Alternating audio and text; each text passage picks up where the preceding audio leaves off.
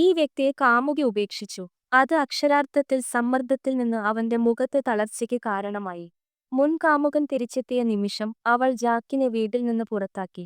അവന്റെ മുൻ ഭാര്യ മേരി അവൻ എന്തെങ്കിലും ഗുരുതരമായ കാര്യം ചെയ്യുമെന്ന് ഭയപ്പെടുന്നു. അവനെ ആശ്വസിപ്പിക്കാൻ അവൾ ഒരു സന്ദേശം നൽകുന്നു. ഈ തരത്തിലുള്ള വേദന ഒടുവിൽ മാറും. അന്ന് നീ എന്നെ ഉപേക്ഷിച്ചപ്പോൾ അങ്ങനെയാണ് ഞാൻ അത് മറികടന്നത്. ഇപ്പോൾ ഞാൻ എത്രമാത്രം വേദന അനുഭവിച്ചുവെന്ന് നിങ്ങൾക്കറിയാം അല്ലേ? ഇത് കേട്ടപ്പോൾ ജാക്ക് പൂർണ്ണമായും തകർന്നു കരയുന്നു. അതിരാവിലെ ജാക്ക് മേരിയെ വിളിച്ചു കരഞ്ഞുകൊണ്ട് പറഞ്ഞു. അവന്റെ മുഖം തളർന്നിരിക്കുന്നു. ഒരു ഡോക്ടറെ കാണാൻ കൊണ്ടുപോകാൻ അവളോട് അപേക്ഷിക്കുന്നു. പിറ്റേന്ന് രാവിലെ ആദ്യം മേരി തന്റെ അപ്പാർട്ട്മെന്റ് കെട്ടിടത്തിലേക്ക് ഓടുന്നു. മേരി എത്ര ദയനീയമായി കാണപ്പെടുന്നുവെന്ന് കാണാൻ അവൻ ആഗ്രഹിക്കുന്നില്ല. അവൻ ഒരു മുഖംമൂടി ധരിച്ചിരിക്കുന്നു. അവൾ ജാക്കിനോട് മുഖംമൂടി അഴിക്കാൻ പറയുന്നു. ജാക്ക് നിരസിച്ചു. നീ നോക്കുന്നില്ലെങ്കിൽ പിന്നെ എന്തിനാണ് എന്നെ ഇങ്ങോട്ട് വിളിച്ചത്? ഞാൻ വേറെ ആരെയാണ് വിളിക്കേണ്ടത്? മേരി ശ്രമം ഉപേക്ഷിച്ച് ആദ്യം അവന് പ്രഭാതഭക്ഷണം ഉണ്ടാക്കാൻ തീരുമാനിക്കുന്നു.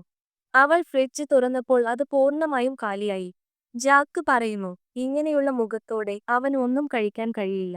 ആശുപത്രിയിലേക്കുള്ള വഴിയിൽ ജാക്ക് വായുടെ കോണിൽ നിന്ന് ഉമിനീർ തുടച്ചുകൊണ്ടിരുന്നു. ഡോക്ടർ അവനോട് മുഖംമൂടി നീക്കം ചെയ്യാൻ ആവശ്യപ്പെടുമ്പോൾ മേരി പൂർണ്ണമായും ഞെട്ടിപ്പോയി. ആ സ്ത്രീയുടെ പേരിൽ അവൻ ഇങ്ങനെ വഷളാകുമെന്ന് അവൾ ഒരിക്കലും കരുതിയിരുന്നില്ല.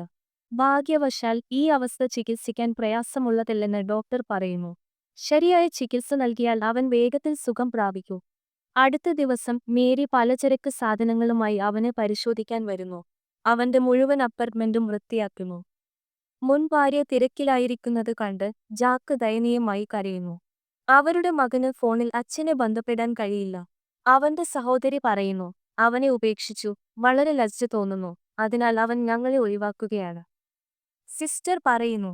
അമ്മ അവനെ പരിപാലിക്കാൻ പാടില്ലായിരുന്നു. അന്ന് ഞങ്ങളെ ഉപേക്ഷിച്ചത് അവനാണ്. അത് ഞാനായിരുന്നെങ്കിൽ ഈ പലചരക്ക് സാധനങ്ങൾ സ്വീകരിക്കാൻ അവന് എങ്ങനെ ധൈര്യമുണ്ടാകും? മേരി വീട്ടിലേക്ക് മടങ്ങുന്നു. വാതിൽക്കൽ ഒരു വലിയ റോസാപ്പൂക്കൾ അവൾ കാണുന്നു.